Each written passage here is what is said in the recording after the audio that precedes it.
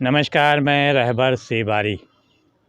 उत्तर प्रदेश की प्रमुख नदियों में से एक प्रमुख नदी है तमसा नदी, जो कि उत्तर प्रदेश के अम्बेडकर नगर के भेटी तहसील के पवित्र श्रवण धाम से निकली हुई है।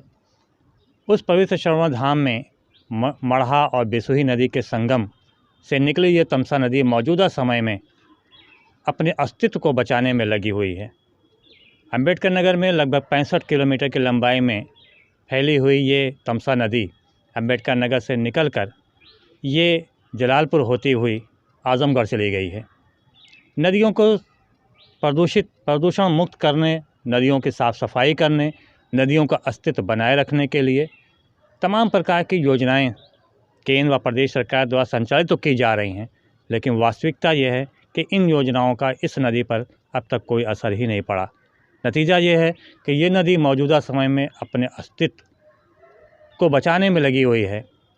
दर्द से कराह रही है ये नदी कि आखिर अपना दर्द सुनाएं तो किसे सुनाएं। कारण यह है कि ये नदी न सिर्फ बुरी तरह से प्रदूषित हो चुकी है, बल्कि चारों तरफ से अतिक्रमण करके इस नदी को इतना सकरा कर दिया कि ये नदी नदी ही नहीं रह गई, बल्कि नाले के रूप में परिवर्तित हो गई है।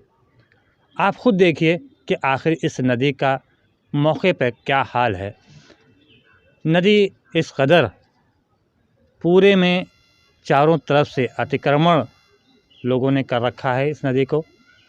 इसके अलावा पूरे शहर का गंदा पानी, यहाँ तक कि अकबरपुर चीनी मिल का जो केमिकल युक्त पदार्थ है वो इस नदी में अक्सर छोड़ दिया जाता है। इसके अलावा जितनी गंदगियाँ हैं वो इस नदी में फेंक दी जाती हैं। नतीजा ये है कि इस नदी का पानी पूरी बुरी तरह से प्रदूषित हो चुका है।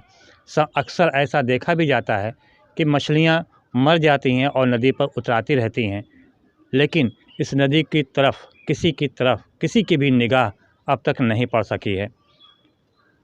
अगर 25-30 साल पहले की बात किया जाए या उससे पहले की बात किया जाए तो ये वही नदी है जहाँ का पानी इतना शुद्ध था कि लोग इस पानी को पीने के लिए इस्तेमाल करते थे, लोग नहाते थे। घाट यहाँ पे था और इस घाट पे लोग कपड़े भी धोते थे। लेकिन मौजूदा समय में हालत ये है कि इस नदी के पानी में यदि कोई चला जाए तो उसको विभिन्न प्रकार की बीमारियां हो जाती हैं। क्यों? वो इस वजह से कि इसका प्रदूषण बहुत ही ज़्यादा हो चुका है। नदी का पानी बुरी तरह से प्रदूषित हो चुका है। नदी अपने अस्तित्व को बचाने में लगी हुई है। सभी से मन्नतें कर रही है कि कोई हमारे अस्तित्व को बचा ले, लेकिन आज तक ना तो कोई सामाजिक संगठन और ना ही शासन प्रशासन ही इस नदी के अस्तित्व को बचाने के लिए आगे बढ़ सका है। कभी कभी इक्का दुक्का बार 1-2 सामाजिक संगठन आगे ज़रूर आए इस नदी को बचाने के लिए, लेकिन कुछ दिन तक तो मुहिम चली, लेकिन उसके बाद फिर इस मुहिम ने दम तोड़ दिया। उसकी वजह यह रही कि उस मुहिम को आगे बढ़ाने के लिए कोई भी प्रशासन या फिर शासन आगे नहीं आ सका, या अन्य किसी सामाजिक संगठन ने उस मुहिम को आगे बढ़ाने में काम कर रही संगठन का सहयोग भी नहीं किया। नतीजा ये है कि नदी वैसी की वैसी रह गई और मौजूदा समय में इसकी हालत अत्यंत दयनीय है। आखिर ये अपना दर्द सुनाए तो किसे सुनाए, कोई इसके दर्द को सुनने वाला नहीं है। तमसा नदी कहती है कि मैं वही तमसा हूँ जो आज से 50 साल पहले जो लोग हमारे पानी को पिया करते थे, जो लोग हमारे पानी से नहाया करते थे, जो लोग हमारे पानी से वज़ू किया करते थे, जो लोग हमारे पानी में स्नान करके मंदिरों में जाकर पूजन अर्चन करते थे, आज उन्हीं लोगों ने हमसे मुंह फेर लिया है। हमारी तरफ देखने वाला कोई नहीं रह गया है, क्योंकि हम इतना प्रदूषित हो चुके हैं कि हम खुद करा रहे हैं, हम खुद दर्द से करा रहे हैं, हम खुद बीमार हो चुके हैं। और लोगों ने इतना अतिक्रमण कर रखा है कि हमको सकरा कर दिया है, हमारे सीने पे ही पिलर को खड़ा कर दिया है, जिसकी वजह से हमें दर्द हो रही है, लेकिन इस दर्द को सुनने वाला कोई नहीं है। योजनाएं शासन के द्वारा चलाई जा रही हैं तमाम नदियों की साफ़ सफाई के लिए, लेकिन वो साफ़ सफाई के लिए चलाई जाने वाली योजनाएं इस नदी तक आज तक नहीं पहुंच सकी हैं। यही वजह है कि 65 किलोमीटर लंबी अम्बेडकर नगर में 65 किलोमीटर लंबी फैली इस नदी की सुरक्षा करने के लिए, इस नदी को प्रदूषण मुक्त करने के लिए, इस नदी को अतिक्रमण मुक्त करने के लिए आज तक किसी ने कोई ठोस कदम नहीं उठाया है।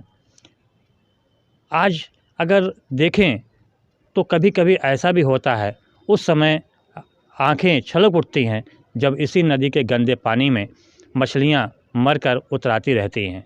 उसकी वजह भी यही है कि इसमें विभिन्न प्रकार के केमिकल कभी कभी अलग अलग मिलों के द्वारा और कारखानों के द्वारा छोड़ दिए जाते हैं, जिसकी वजह से मछलियां भी ताब नहीं ला पाती और मर जाती हैं और उस पर उतराती रहती हैं। इस पर निगाह सभी की पड़ती है, सामाजिक संगठनों की भी पड़ती है, गणमान्य नागरिकों की भी पड़ती है, प्रशासन की भी पड़ती है, लेकिन सिर्फ निगाह ही पड़ती है। इसको सुरक्षित करने के लिए, नदी को सुरक्षित करने के लिए, नदी के अस्तित्व को बचाए रखने के लिए कभी कोई ठोस कदम या कोई गंभीरता जिम्मेदारों के द्वारा नहीं दिखाई जाई। इसी का नतीजा है कि धीरे धीरे इस नदी का अस्तित्व ही समाप्त होता जा रहा है। और यदि समय रहते इस नदी की तरफ कोई ठोस कदम नहीं उठाया गया तो ये नदी नहीं बल्कि नाला बनकर रह जाएगा और इसका शायद अस्तित्व ही समाप्त हो जाएगा। इसकी ऐतिहासिकता समाप्त हो जाएगी। इसकी एक ऐतिहासिकता और भी है, आपको आप बताएं कि जो पवित्र श्रवण धाम है, यहाँ पे राजा दशरथ शिकार करने के लिए आए हुए थे और उसी मौके पर श्रवण कुमार भी अपने अंधे माँ बाप को लेकर यहाँ पे आए हुए थे।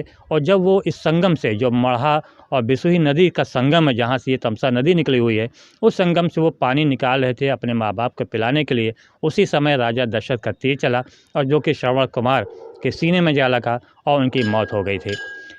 ऐसे में जब राजा दशरथ श्रवण कुमार के माता पिता के पास आए और वो पानी देने लगे तो श्रवण कुमार के माता पिता ने कहा कि आप कौन हैं, कौन पानी लेकर आए, हमारे बेटे तो नहीं लग रहे हो। और आखिर में जब राजा दशरथ ने ये बताया कि मैं राजा दशरथ हूँ और मेरे तीर से श्रवण कुमार की मौत हो चुकी है, तो उस पर श्रवण कुमार के माँ बाप तड़प उठे और उन्होंने श्राप दिया राजा दशरथ को कि जिस प्रकार से मैं अपने बेटे के लिए तड़प रहे हैं हम लोग, उसी तरह से आप भी तड़पोगे। और शायद यही वजह थी कि 14 वर्ष का वनवास भगवान राम को मिला था और राजा दशरथ अपने बेटे की याद में तड़पते रहे थे। तो यह है इस नदी की ऐतिहासिकता, जो पवित्र श्रवण धाम से ये नदी निकली और आज इसी नदी की ऐतिहासिकता जो है वो कदमों के तले रौंदी जा रही है, इसकी ऐतिहासिकता को, और इसको बचाने वाला कोई नहीं है।